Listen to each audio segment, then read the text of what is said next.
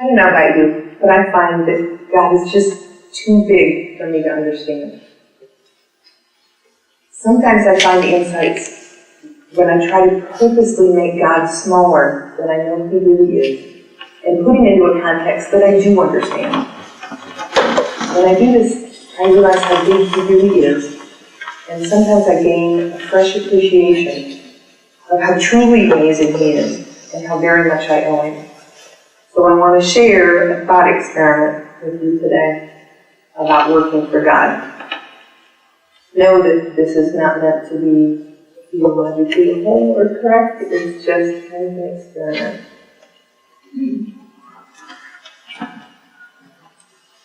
Welcome.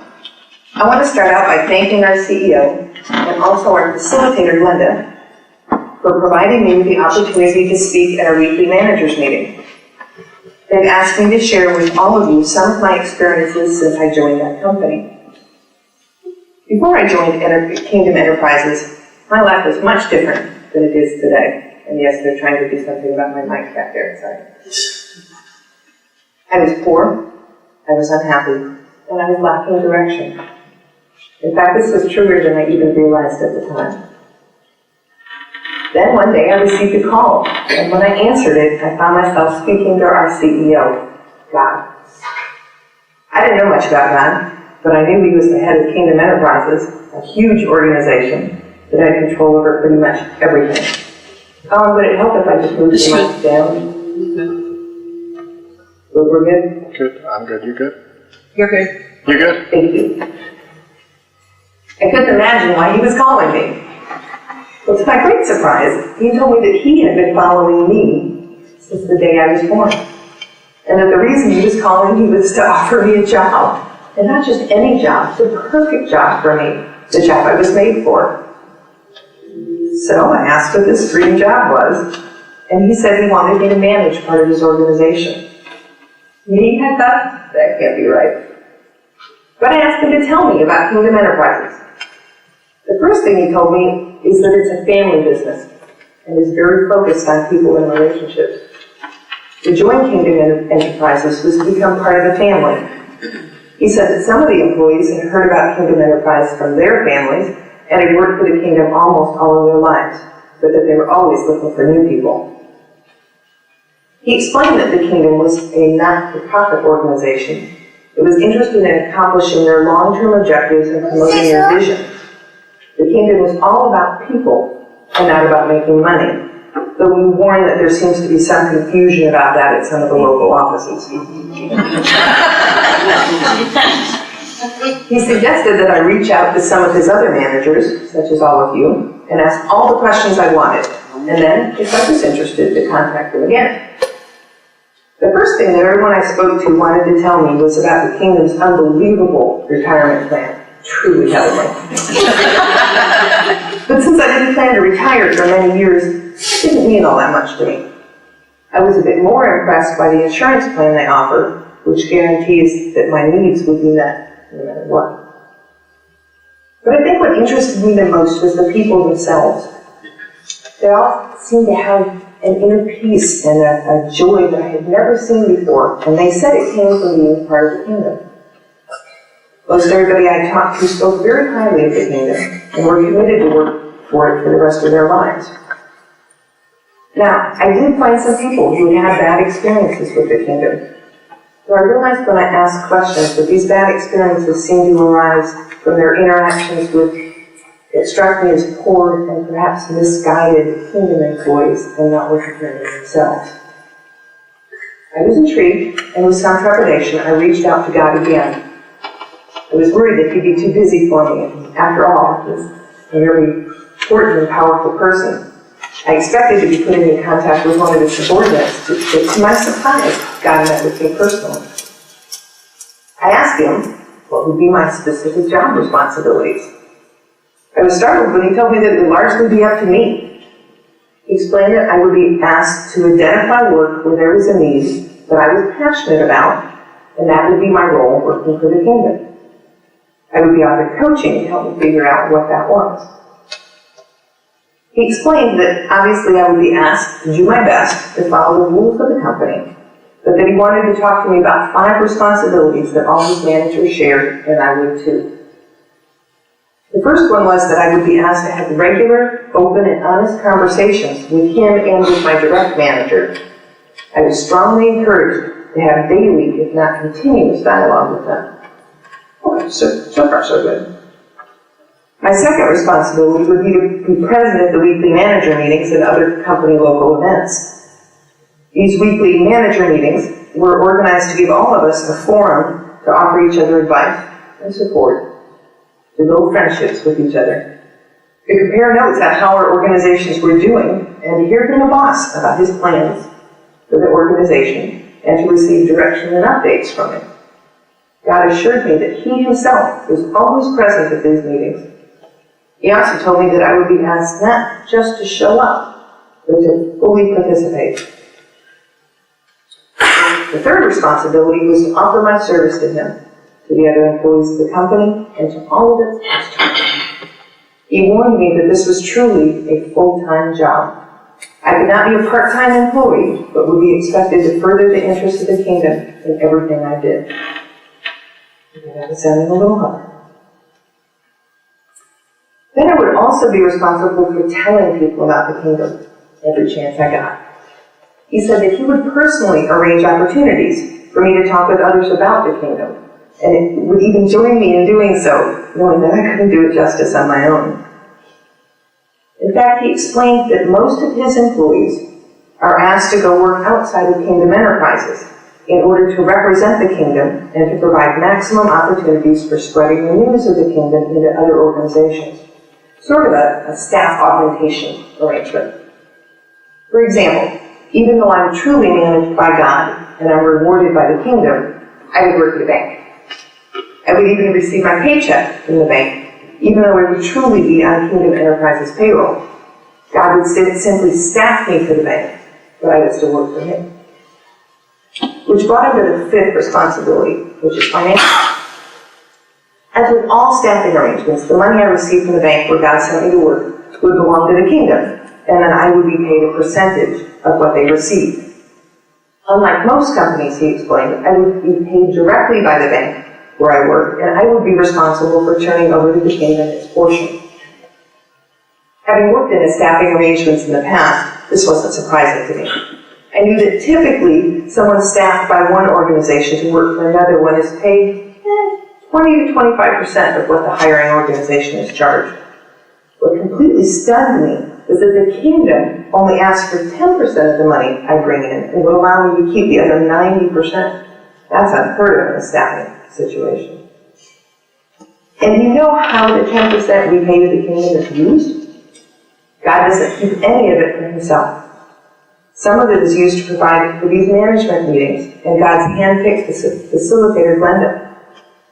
He knows that we need to share this time with each other, to support and encourage each other, and to hear from him collectively on a regular basis if we're to remain focused on the interests of the kingdom. Another thing he does with the money the kingdom receives is to invest it in seeking and onboarding other new managers and assuring that they have everything they need to join the company and to be successful. He also uses some of the money we pay him to care for those who are in desperate need and would have no one else to turn to. So, he asked, was I interested in going?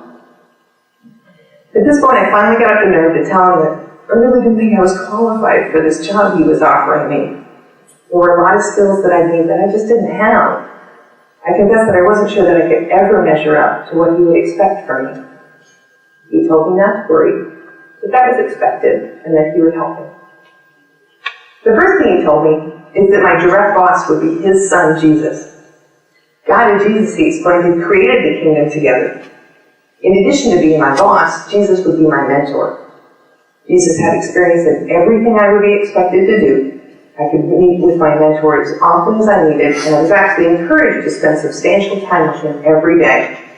Jesus would help me do everything I would face, God assured me. I would also be given a partner who would work side by side with me and who would offer constant guidance, teaching, and direction.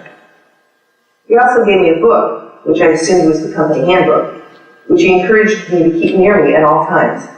He said the book was provided to all company employees and anyone else that was interested. God told me that He had collaborated closely with the book's authors and would personally vouch for how helpful it would be to me. Lastly, He promised that He would never fire me. I could quit voluntarily if I didn't want the job anymore, but the job was mine for the asking as long as I wanted it. He would never give up on me for making mistakes, but would instead help me to learn from them. While this sounded too good to be true, I decided I would be a fool to turn it down, and I accepted. With some trepidation, I started the job. In many ways, it was harder than I possibly could have imagined. There were so many things that I needed to learn, and it was slowly taking over more and more of my life. But I have to say that I absolutely loved the work, and the benefits were also greater than I ever imagined. Jesus, my boss and mentor, is awesome. He's there anytime that I need help. While I don't always listen to his advice, this was especially true when I was first getting to know him, I learned to trust him more and more over time, and he's never led me astray. At first I was pretty overawed by him and didn't really know how to talk to him, but over time he's become my closest friend. The other partner that God provided for me, whose name is Spirit, is also great to work with. She's much older than I am, and is just filled with wisdom. She too has been with God since the first day the company was formed. She's never pushy or overbearing. In fact, sometimes she's so quiet it's easy to ignore her, but she's always there when I need her. I strive to listen to her more closely and to heed her advice and guidance. Both of them have been amazingly patient with me.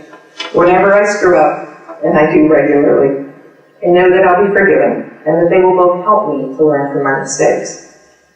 And that book, it is so much more than a company handbook. It tells the history of the kingdom of God, its vision and mission, and what our part is in that vision and mission. It also offers encouragement and insight, support and direction. It always seems to have the answer I need, though sometimes I have to dig for it. I've also learned to greatly respect God, who is well loved throughout the kingdom. While he can be tough, he's amazingly caring. Despite the enormous demands on his time running this huge organization, he always makes time for anyone who asks for it. His attention to details is truly miraculous, and he seems to be everywhere at once, ensuring that everything is going according to plan. So when the time came for me to repay to God the 10% I owed him for the first time, I expected to have my books reviewed by the staff to prove that I was giving him what he was due. To my great surprise, payments to him were on the honor system. No one obviously held me accountable to paying him what I had promised. In a way, this worried me. I know myself, and I could see how easy it would be for me to spend more than the 90% that's truly mine and not have enough left over to repay the kingdom. I decided that the best way for me to manage would be to live as if my salary was only the 90%, which is actually the case. So I always pay God first and in full, even before my expenses are paid. While this isn't always easy, I believe he rewards me for being faithful. While I would never count on it, it sometimes seems to me that paying him fully leads to more overall rewards than paying less. Honestly, I'm so very grateful for everything he's done for me.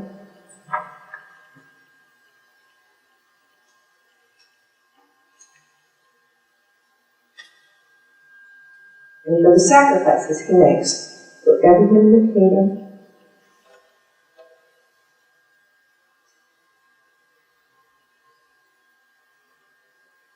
But I just want to do everything possible to ensure that I don't run short and find myself unable to pay him fully. I figure that if I always pay him first and basically see my share as what's left, I'll make sure I don't get overextended. I've even gotten in the habit of paying a bit more than my contract says that I owe him, ever since I saw all the good things he's doing with what he receives. I've never regretted doing so, and my job working for him remains my dream job, and I will never quit. Well, in my opinion, the story I just shared is not factual, but it's true.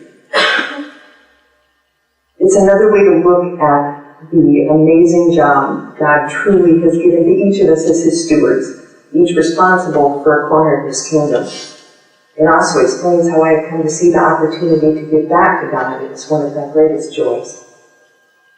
But now I quickly want to tell you a story that's both true and factual. About 10 years ago, I was divorced. I lived over 500 miles from anyone in my family, and I was living on my own for the first time in many years.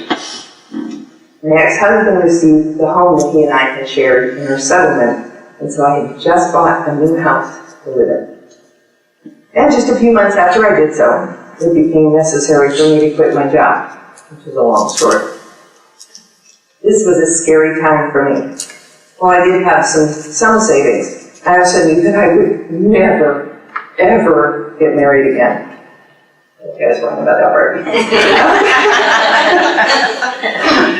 And that I wanted to make sure I had enough of a buffer to carry me over tough times in the future and hopefully to retire someday, so I really didn't want to completely deplete my savings. I was faced with a tough decision when I received my final paycheck from the company I had just left. When I first became a Christian, a more mature Christian explained tithing to me. She showed me where it talks in the Bible about giving back to God 10% of what He gives me, and that this 10% should be my first fruits, and not what I have left over after I pay all my other expenses. She explained to me that giving God back 10% was called tithing, since tithe means 1/10, and that it's a practice first found in the book of Genesis. So the decision I was facing was whether to tithe on my last paycheck, not knowing when I would have another one, or whether to wait to give back to God the money I felt I owed Him after I got another job. I'd not been a Christian very long at this point, and I really wasn't sure what I should do. After praying about it and reading again what the Bible said about giving back to God, and with great trepidation, I went ahead and paid my tithe. Just about this time, this last paycheck was gone, and I still hadn't found a new job. I received something in the mail from my previous company. I'd left the company not long before the annual bonuses were coming out. Not the greatest timing. By company policy, the company didn't have to pay me a bonus since I had left. Whether or not they still give me a bonus was at the discretion of my boss, and let's say we hadn't parted on the greatest of terms. But God must have softened His heart, and He gave me the bonus I would have received if I'd stayed. Okay, so same decision as before. The tithe then or wait until I was solvent again. Now that I've been unemployed for a while, I was even more pessimistic about finding a job right away than I had been at first. More prayer, but I decided to tithe again. When my bonus was just about gone, I still hadn't found another job. And then I got something else in the mail from my last company.